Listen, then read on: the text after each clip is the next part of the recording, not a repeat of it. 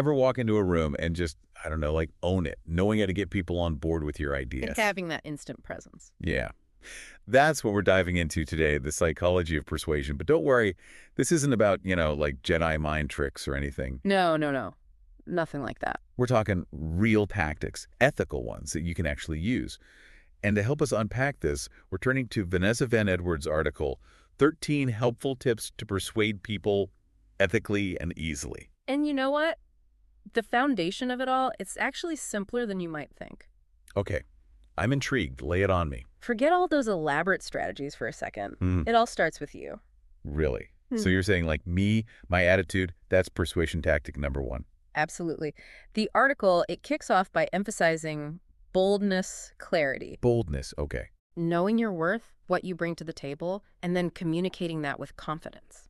So it's less about like manipulating others and more about mastering my own message. 100%. Think of it like a value proposition, right? Yeah. Instead of just listing off features, like saying, I organize events. Yeah. It's about framing it as a benefit to the other person. I make executives look like rock stars by crafting unforgettable events. Ooh, I like that. Same service. Totally. But one is just facts and figures. The other taps into, their desires, their aspirations. It's like that whole thing, when they say like 80% fat-free instead of 20% fat. Yeah.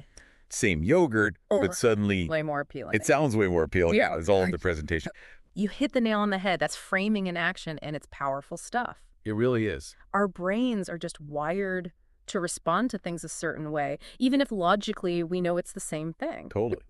And speaking of how our brains are wired, the article dives into this fascinating thing called the golden question. Oh, yes. And apparently it's as simple as the word how. It's so simple, but you know what? That one word can be the difference between someone passively listening to you Okay. and actively engaging with your ideas. Okay, so break this down for me.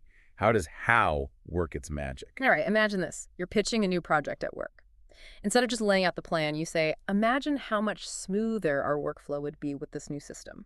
Ooh, okay. Suddenly, they're not just listening, they're picturing it. They're wondering, how is this going to work?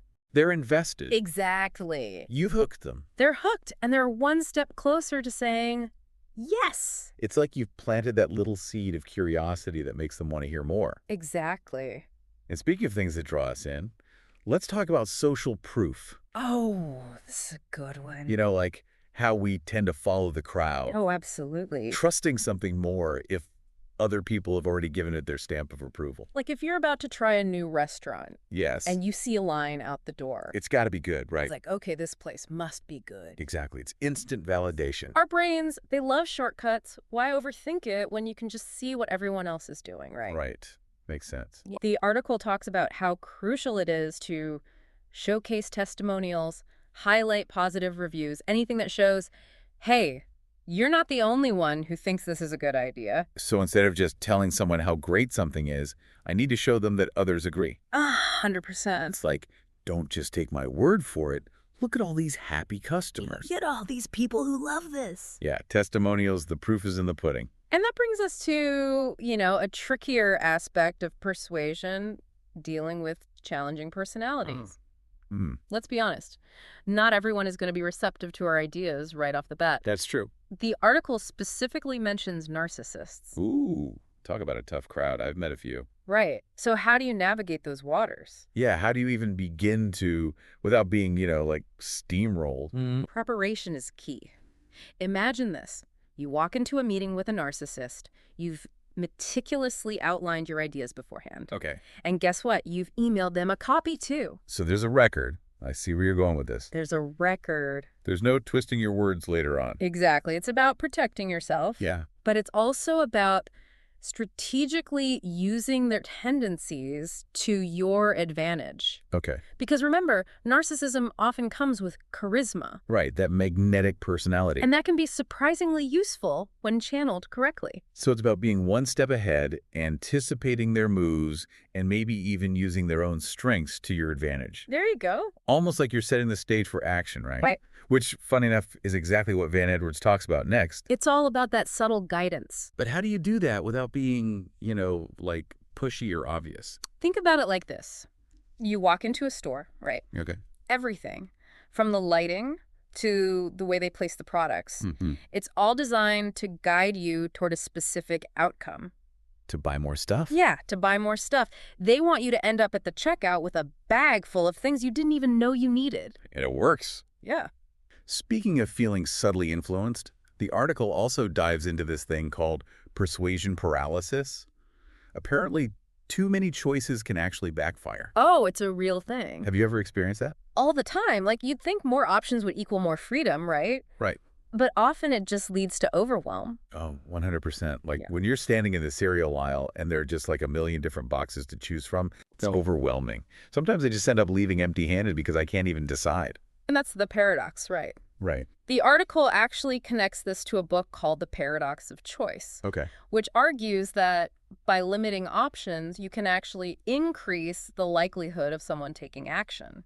So if I'm trying to persuade someone, it's actually more effective to give them fewer choices. It can be, yeah. That's so interesting. It's almost like by simplifying the decision for them, you're making it easier for them to say yes. Exactly. Less is more in a lot of these situations. I like it.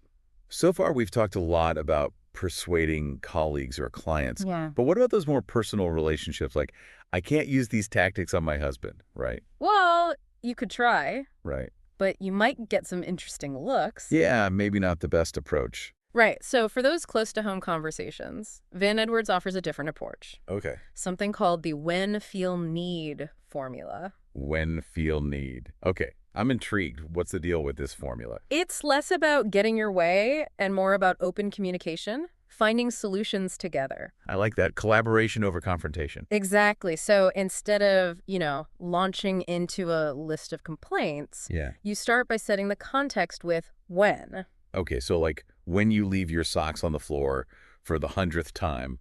Well, you could try that.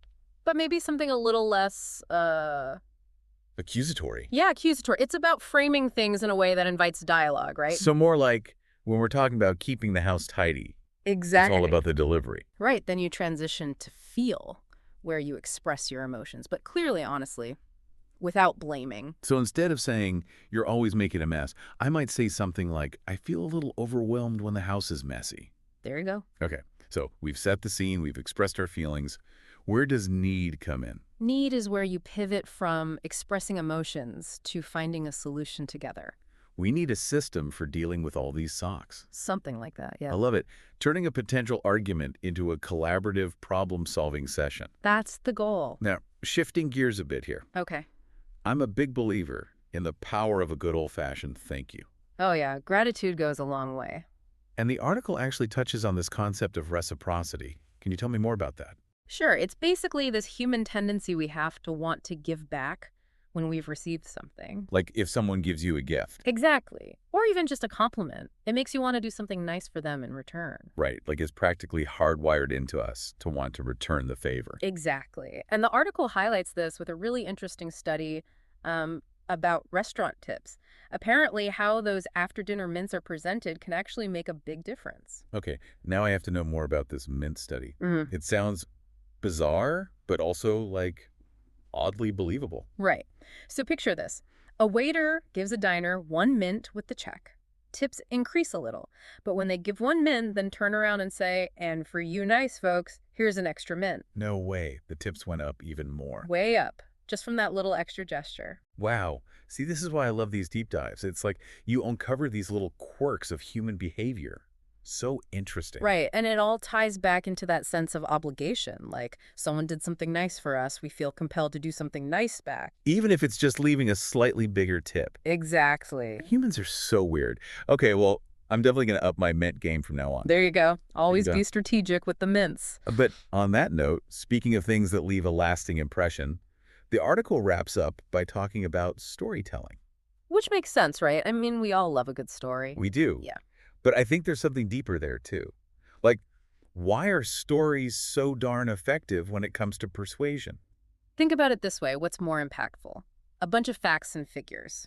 Or a story that, transports you to another place, makes you feel something. Oh, the story, for sure. It's like that Maya Angelou quote. People will forget what you said, People will forget what you did, but people will never forget how you made them feel. Exactly. Stories bypass all that logical stuff and tap right into our emotions. It's like that direct line to the heart. 100%. And that's why, mastering the art of storytelling, it can be such a powerful tool for persuasion. I totally agree. Well, wow, we covered a ton of ground in this deep dive, Huh. from boldness to framing to the power of those after-dinner mints. Don't forget the when feel need formula. That's a good one. Oh yeah, that's going to come in handy. For sure. But before we wrap things up, I want to leave our listeners with something to ponder. The article focuses a lot on how to persuade, but the bigger question is, what are you persuading people to do? That's a great point. Just because we have these tools at our disposal doesn't mean we should use them for just anything, right? Yeah. It's about using them ethically, responsibly. 100%. You've got to wield that power for good. Exactly. So as you go out there and, maybe test out some of these techniques in your own life, remember that persuasion should be about building connections, fostering trust, ultimately making the world a better place. One conversation, one well-placed mint at a time. Well said. Couldn't agree more. And on that note, this has been fantastic. Thanks for joining me on this deep dive into the fascinating world of persuasion. Anytime. Always happy to geek out about this stuff. Me too. And to our listeners, thanks for tuning in, and we'll catch you next time.